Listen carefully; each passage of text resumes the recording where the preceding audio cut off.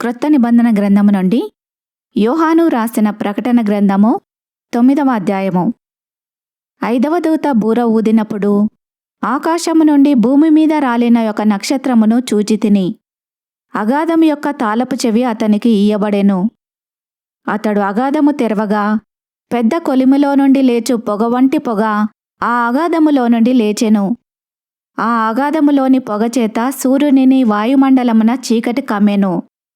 ఆ పొగలో నుండి మిడతలు భూమి మీదికి వచ్చెను.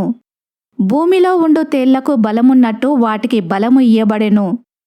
మరియు నొసళ్ళయందు దేవుని ముద్ర లేని మనుషులకే తప్ప భూమిపైనున్న గడ్డికైనను ఏ మొక్కలకైనను మరి ఏ వృక్షమునకైనను హాని కలగచేయకూడదని వాటికి ఆజ్ఞ ఇయ్యబడెను. మరియు వారిని చంపుటకు అధికారము ఇయ్యబడలేదు గాని 5 నెలల వరకు బాధించుటకు వాటికి అధికారము ఇయ్యబడెను. వాటి వలన కలుగు బాధ తేలు మనుషుని కుట్టినప్పుడుండు బాధ వలె ఉండును. ఆ దినములలో మనుషులు మరణము వెదుకుదురుగాని అది వారికి దొరకనే దొరకదు. చావవలనని ఆశపడుదురుగాని మరణము వారి యొద్ద నుండి పారిపోవును. ఆ మిడతల రూపములు యుద్ధమునకు సిద్ధపరచబడిన గుర్రములను పోలియున్నవి. బంగారము వలె మెరియు కిరీటముల వంటివి వాటి తలల మీద ఉండెను.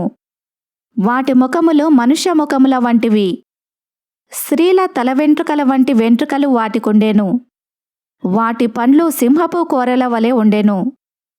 ఇనుప మైమరువుల వంటి మైమరువులు వాటికుండెను. వాటి రెక్కల ధ్వని యుద్ధమునకు పరిగెత్తునట్టి విస్తారమైన గుర్రపు రథముల ధ్వని వలె ఉండెను. తేళ్ల తోకల వంటి తోకలును కొండ్లును వాటికుండెను. 5 నెలల వరకు వాటి తోకల చేత మనుషులకు హాని చేయుటకు వాటికి అధికారముండెను. పాతాళపు దూత వాటిపైన రాజుగా ఉన్నాడు. హెబ్రీ భాషలో వానికి అబద్దోనని పేరు. గ్రీసు దేశపు భాషలో వాని పేరు అపొల్లుయోను. మొదటి శ్రమ గతించెను. ఇదిగో మరి 2 శ్రమలు ఇటు తర్వాత వచ్చును. 6వ దూత బూర ఊదినప్పుడు దేవుని ఎదుట ఉన్న సువర్ణ బలిపీఠము యొక్క కొమ్ముల నుండి ఒక స్వరము, యూప్రటీసు అను మహానది యొద్ద బంధింపబడి ఉన్న 4 దూతలను వదిలిపెట్టుమని బూర పట్టుకొని ఉన్న ఆ 6వ దూతతో చెప్పుట వింటిని. మనుష్యులలో 3వ భాగమును సంహరింపవలనని అదే సంవత్సరమున అదే నెలలో అదే దినమున అదే గంటకు సిద్ధపరచబడి ఉండిన ఆ 4 దూతలు వదిలిపెట్టబడిరి. గుర్రపు రౌతుల సైన్యముల లెక్క 20 కోట్లు. వారి లెక్క ఇంత అని నేను వింటిని. మరియు నాకు కలిగిన దర్శనమందు ఈలాగు చూచితిని. ఆ గుర్రములకును వాటి మీద కూర్చుండి ఉన్న వారికిని నిప్పు వలె ఎరుపు వర్ణము, నీలవర్ణము, గంధక వర్ణముల మైమరువులుండెను. ఆ గుర్రముల తలలు సింహపు తలల వంటివి. వాటి నోళ్లలో నుండి అగ్నిధూమ గంధకములు బయలువెడలుచుండెను. ఈ 3 దెబ్బల చేత అనగా వీటి నోళ్లలో నుండి బయలువెడలుచున్న అగ్నిధూమ గంధకముల చేత మనుషులలో 3వ భాగము చంపబడెను. ఆ గుర్రముల బలము వాటి నోళ్లయందును వాటి తోకలయందును ఉన్నది. ఎందుకనగా వాటి తోకలు పాముల వలె ఉండి తలలు కలిగినవైనందున వాటి చేత అవి హాని చేయును. ఈ దెబ్బల చేత చావక మిగిలిన జనులు దయ్యములను, చూడను వినను నడవను శక్తి లేనివై బంగారు, వెండి, కంచు, రాయి, కర్రతో చేయబడిన తమ హస్తకృతములైన విగ్రహములను పూజింపకుండా విడిచిపెట్టునట్లు మారుమనసు పొందలేదు.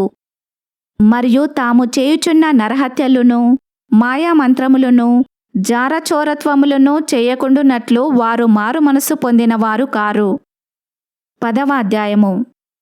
బలిష్ఠుడైన వేరొక దూత పరలోకము నుండి దిగివచ్చుట చూచితిని. ఆయన మేఘము ధరించుకొని ఉండెను. ఆయన శిరస్సు మీద ఇంద్రధనుసుండెను. ఆయన ముఖము సూర్యబింబము వలెను, ఆయన పాదములు అగ్నిస్తంభముల వలెను ఉండెను. ఆయన చేతిలో విప్పబడి ఉన్న ఒక చిన్న పుస్తకముండెను. ఆయన తన కుడి పాదము సముద్రము మీదను ఎడమ పాదము భూమి మీదను మోపి సింహము గర్జించినట్లు గొప్ప శబ్దముతో ఆర్భటించెను. ఆయన ఆర్భటించినప్పుడు 7 ఉరుములు వాటి వాటి శబ్దములు పలికెను.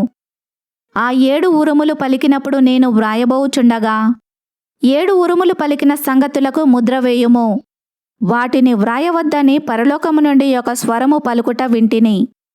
మరియు సముద్రము మీదనూ భూమి మీదనూ నిలిచి ఉండగా నేను చూచిన ఆ దూత తన కుడి చెయ్యి ఆకాశము తట్టు ఎత్తి పరలోకమును అందులో ఉన్నవాటిని, భూమిని అందులో ఉన్నవాటిని, సముద్రమును అందులో ఉన్నవాటిని సృష్టించి యుగయుగములు జీవించుచున్న వాని తోడు ఒట్టు పెట్టుకొని ఇక ఆలస్యముండదు గాని 7వ దూత పలుకు దినములలో అతడు బూర ఊదబోవుచుండగా దేవుడు తన దాసులగు ప్రవక్తలకు తెలిపిన సువార్త ప్రకారము దేవుని మర్మము సమాప్తమగునని చెప్పెను. అంతటా పరలోకము నుండి నేను వినిన స్వరము మరల నాతో మాటలాడుచు, నీవు వెళ్ళి సముద్రము మీదనూ భూమి మీదనూ నిలిచి ఉన్న ఆ దూత చేతిలో విప్పబడి ఉన్న ఆ చిన్న పుస్తకమును తీసుకొనుమని చెప్పుట వింటిని. నేను ఆ దూత యొద్దకు వెళ్ళి ఈ చిన్న పుస్తకము నాకిమ్మని అడుగగా ఆయన, దాన్ని తీసుకొని తినివేయుము, అది నీ కడుపుకు చేదగను గాని నీ నోటికి తేనె వలె మధురముగా ఉండునని నాతో చెప్పెను.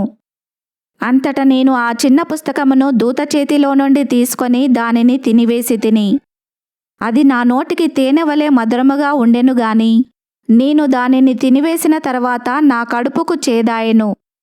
అప్పుడు వారు, నీవు ప్రజలను గూర్చియు జనములను గూర్చియు ఆయా భాషలు మాటలాడు వారిని గూర్చియు అనేక మంది రాజులను గూర్చియు మరల ప్రవచింప నగత్యమని నాతో చెప్పెను. ఈ వాక్యమును విన్న మిమ్ములందరినీ దేవుడు దీవించునుగాక. ఆమెన్.